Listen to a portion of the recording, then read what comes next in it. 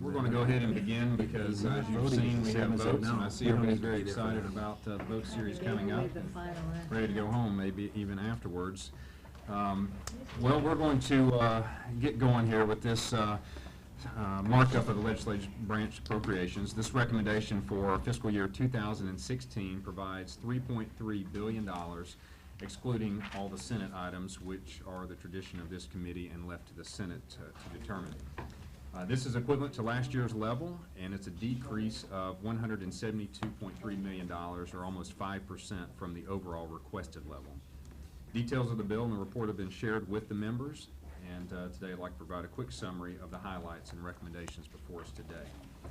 The bill includes $1.2 billion for the operations for the House, and this is equal to last year's enacted level and the request. The funding provided for leadership and member representative allowances and the committees provides for all the current operations, and we do not anticipate any further reductions or changes in the coming year. And this also includes language that continues the freeze on members' pay. The bill includes $369 million for the Capitol Police, nearly $10 million below their requested level. However, this will support the 1,775 sworn officers and the 370 civilian positions. This amount is provided to ensure that Capitol Police maintain current operations and provide for the necessary security to all those who work and visit the Capitol grounds. The bill includes $47.3 million for the Congressional Budget Office, which is the same as the request. These funds are meant in part to allow CBO to perform the dynamic scoring requested of it starting with this 114th Congress. The bill also includes nearly $497 million for the architect of the Capitol, excluding the Senate items. Now, this is a decrease of $9 billion from last year's enacted level. The subcommittee recognizes the continuing challenge of preserving and maintaining our infrastructure and prioritizing critical projects in the current budgetary environment. So accordingly, this bill includes $67 million for the restoration and renovation of the Cannon House office building, previously funded from the House Historic Building Revitalization Fund. We're also authorizing the architect of the Capitol to incur obligations from this revitalization fund, which shall not exceed $162.4 million. This authorization will provide the necessary funding to complete Phase 0 and Phase 1, Year 1 of the continuation of the Cannon Renewal Project, pending a plan that is submitted to the Comptroller General and approved by the committee. Additionally, $10 million is included for the revitalization fund to finance major repairs and renovations of facilities in the future. Further, the subcommittee has a heightened awareness of the magnitude of the Cannon project and has accordingly added and included bill language that places a 25% cap on the amount available for any project in excess of $5 million. And this cap exists until there is as the language provides, requires the architect of the Capitol submit to the Comptroller General and the Committee on Appropriations for approval a project plan covering any changes to the project schedule and cost, and a description of the accounting and safeguards implemented to ensure the project is on time and on budget, and then the remaining amount will be released. This language is designed to only cover the larger projects in this bill, and as it stands today, 4 of the projects in the bill will be subject to these reporting requirements, including exterior stone and metal preservation in the Capitol, the Rayburn Garage rehabilitation, the Cannon project, and chiller replacement at the Capitol Power Plant. The bill also includes $591.4 million for the Library of Congress. While this is $33 million below their requested level, this amount will allow the library to continue at current operations. In addition, it includes $5.5 million in funding for the preservation program. The committee, however, has serious concerns about the recent Government Accountability Office report on the information technology of the Library of Congress. The committee will be working with the library in the upcoming months to track the progress the library makes on addressing the recommendations of this GAO report. An increase for the Copyright Office has been provided as well, and this will help reduce the processing time for copyright claims and registrations and to conduct an analysis of the copyright registration process. The bill includes $110 million for Government Publishing Office, which is nearly $10 million below last year's enacted level. The bill also includes $522 million for Government Accountability Office, which is $33 million below their requested level. And then finally, given our current fiscal environment, this bill includes $1 million for the cost associated with the orderly shutdown of the Open World Leadership Center, which is $4.7 million below last year's enacted level. I'd like to thank everyone on the committee for your work this year. I know we've moved quick, and we probably will move quick today as well. I want to thank Ranking Member Debbie Wasserman Schultz for her role through the process, and extend appreciation to each and every member of the subcommittee for your hard work. And at this moment, I'd like to yield to Ms. Wasserman Schultz if you have any comments. Thank you very much, Mr. Chairman, and congratulations on bringing your first bill as chairman of the subcommittee to fruition. I think Mr. Amadei and I are the only returning members from the last Congress, and Ms. McCullum has served on this subcommittee in the past. It's been really a pleasure getting to know them, the newer members who've joined us. The best way to characterize this is as the first step in a long process toward our fiscal year 2016 final bill. I joked during our hearings that I was getting long in the tooth on this subcommittee. It's not a subcommittee assignment that members stay on for very long, as it is the smallest of all appropriations bills. We spend less on the entire legislative branch of this government than we do on many government programs. In the defense budget, for example, this entire bill would be but a rounding error. The reason I've chosen to stay and work on this bill is because I want to be a constant reminder to my colleagues that we cannot do our jobs and serve our constituents without a strong legislative branch appropriations bill. Unfortunately, this bill provides yet another year of flat funding, the third in a row, with certain agencies, the Architect of the Capitol and the Government Publishing Office, sustaining cuts below fiscal year 2015 to support increases in other agencies. I know if there was overall relief in the budget allocation that we would get, that we would see more investment in the staff and facilities in the legislative branch, but we are at the point now where we are starting to cut into bone in some places, and it is unwise. The President has put forward a specific plan that will avoid sequestration's harmful budget cuts and reduce the deficit in a balanced way. It is unfortunate that the Budget Committee did not do the hard work to at least meet the President halfway. Cutting necessary upgrades to our elevators will not get us out of debt. We should not be surprised if an accident happens because we didn't address important life safety projects. And life safety projects, particularly in the Architect of the Capitol's budget, has always been a priority of this committee, particularly for the last 5 years. And it is one that I am hopeful that we can take a good hard look at it as we move this bill forward, because we have left many important, time-sensitive, urgent life safety projects off the list for funding. And there's just no question that we put safety in jeopardy when we do that. As we look to conference with the Senate later in the year, I'm hopeful that both parties and the President can come together for another reasonable bargain that gives us more room for discretionary programs. I also want to express concern about the $5 million threshold for projects and only and the requirement that the chairman has included in the bill, which I hope we have an opportunity to continue to talk about, that we'd be requiring project plans. The members should know that those plans are already included in the budget request, and I think that this additional layer is duplication. There's nobody that has been more vigilant or more of a taskmaster than me on our legislative branch agencies to ensure that they are spending our dollars wisely, that we hold them accountable, that we make sure that we ask questions, that we put additional oversight on them when they aren't coming through in the way that we believe is fiscally responsible. But we have to make sure that we do that in a rational way that doesn't actually add to the likelihood that we have budgets that we have projects that go over budget and that take longer than we're expecting them to. So I look forward to working and continuing to talk to the chairman about that and others. Now, there are not many new initiatives in this bill, given the allocation, but I am pleased that the bill recognized the importance of the nation's copyright laws by providing some of the requested increase. The Copyright Office must improve the backlog of registrations as well as their business processes. Currently, customers can only submit documents on paper. Let's let that sink in for a minute, which the Copyright Office turns into a digital format, which is a glaring inefficiency. The Copyright Office said it best in a report they released in February of this year. There is a widespread perception that our licensing system is broken. Songwriters and recording artists are concerned that they cannot make a living under the existing structure, which raises serious and systemic concerns for the future. Music publishers and performance rights organizations are frustrated that so much of their licensing activity is subject to government control, so they are constrained in the marketplace.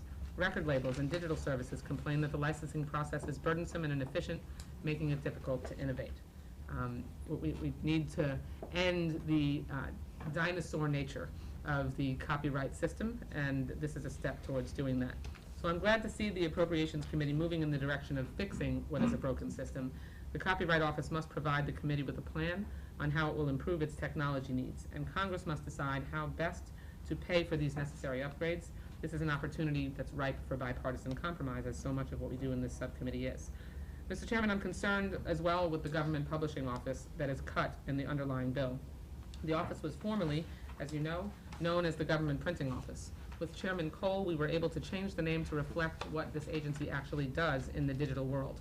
The Government Publishing Office publishes information online and plays a vital role in Congress's transparency. Unfortunately, GPO's request to continue to improve its online site, making Congress and the legislative branch's materials more widely available, which means that we can spread what we're doing and access to democracy all over the world, really has been dramatically limited by the zeroing out of the revolving fund. And it also limits our ability to make sure that we have transparency in the work that we do. Unfortunately, GPO's request to continue to improve its online site was denied in this bill.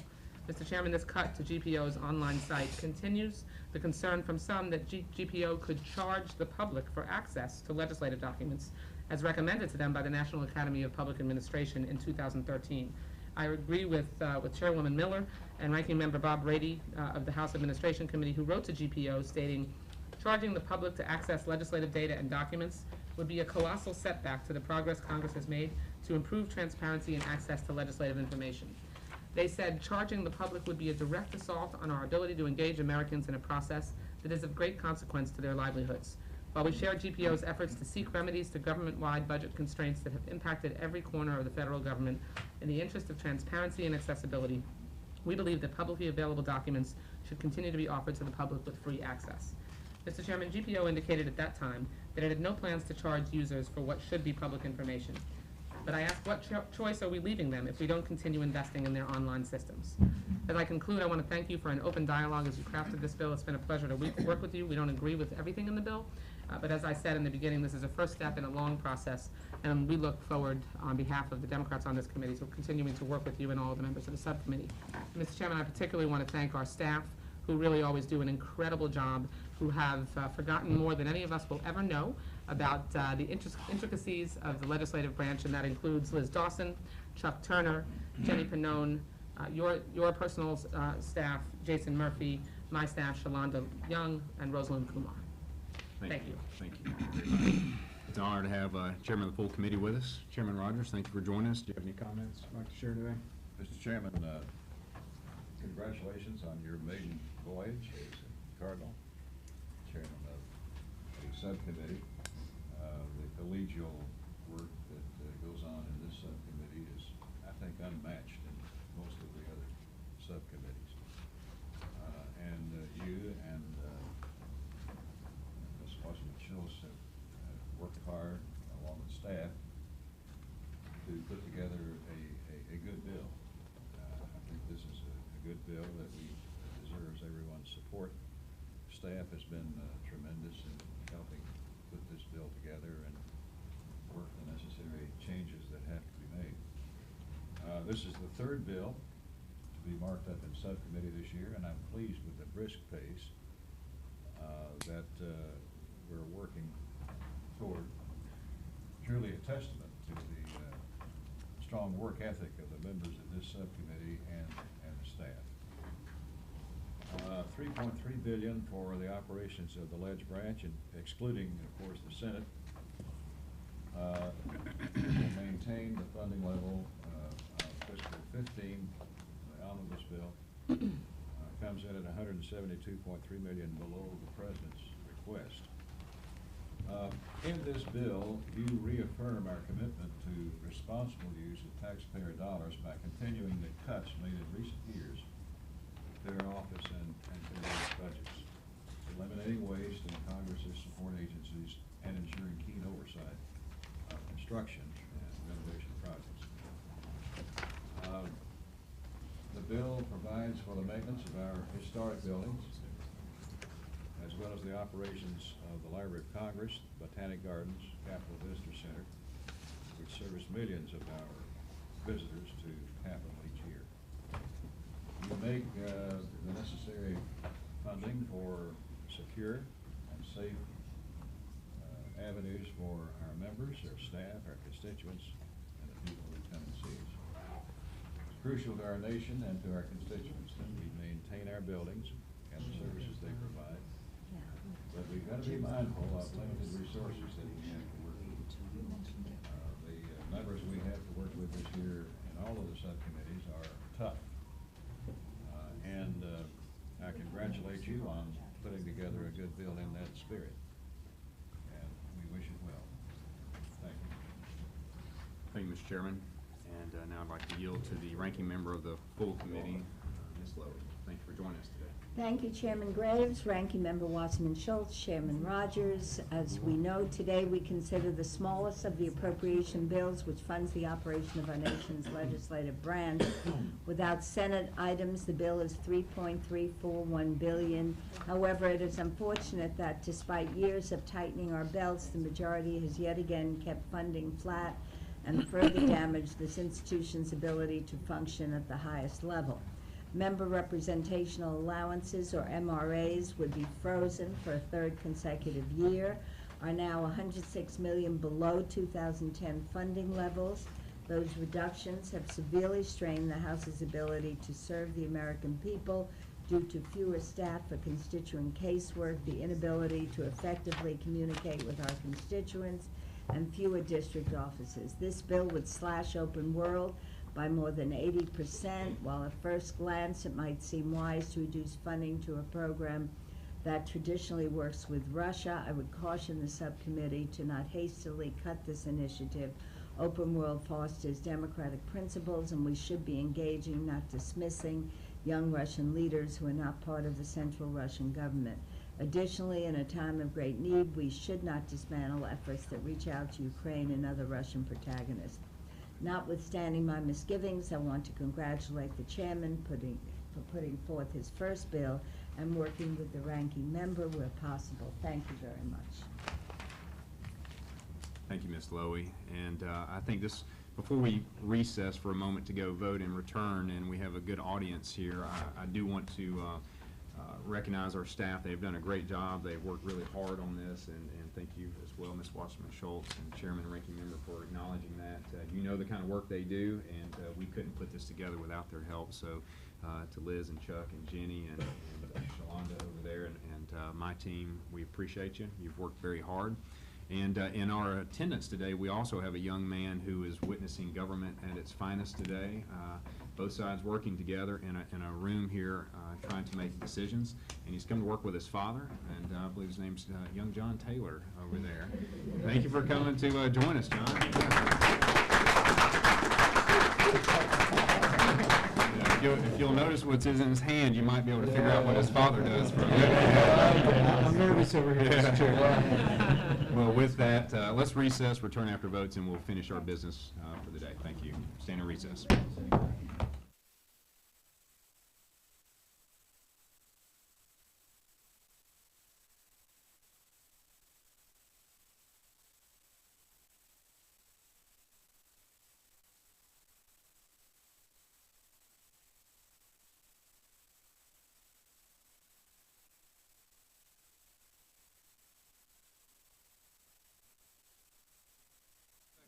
I've gotten a little indication Yeah, I on don't our think side anyone that- else, well, we don't have any, I don't think we have any member that wishes to speak, so we should probably just vote it out. Well, let's. Oh, you did, I thought you just indicated to the chairman. that No, you- I okay. said I had a few things when we came back, but if you want to do it now, because it's extraordinarily brief. Okay. Very, Well, very brief. in the sense of cooperation and wrapping this up soon, let's recognize Ms. McCollum for a comment here, and then we'll move on with our business. Mr. Chair, I don't know that it's Ledge Branch that would be necessarily directly involved with this, but in my conversations with Capitol Police, I really think that we need to figure out some way to make sure that there's an intercooperative drill with Capitol Police, Metro, DC Police and that down here at this Metro stop. We've seen fires in Metro stops and other things going on. They've never worked together to do something, so maybe that's something we need to, we've got the ranking member and the chair of the full committee have Homeland look at in doing cooperation, because it can't come out of this budget here. But it is something that, I know, I come from a large city and some of the rest of us do that quite often.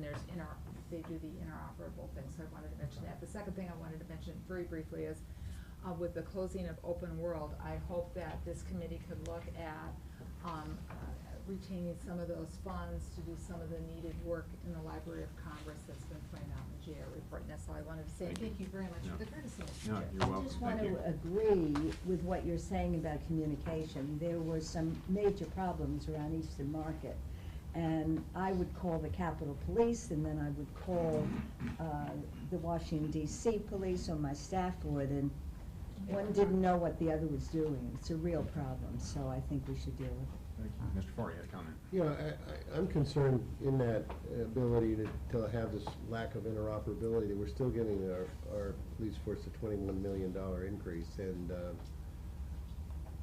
most of that's for overtime, because they're creating all these specialty squads, and they need to train for those. When you have those squads available at the municipal level, it seems to me that there's still a lot of looking for some jointness. Okay. And lastly, we give, one thing I noticed, that we give back, everybody gives back money at the end of the year of their members' allowance. We never get credit for that, and yet we're prohibiting, in this bill, we're prohibiting statutory law from giving a COLA to members of Congress.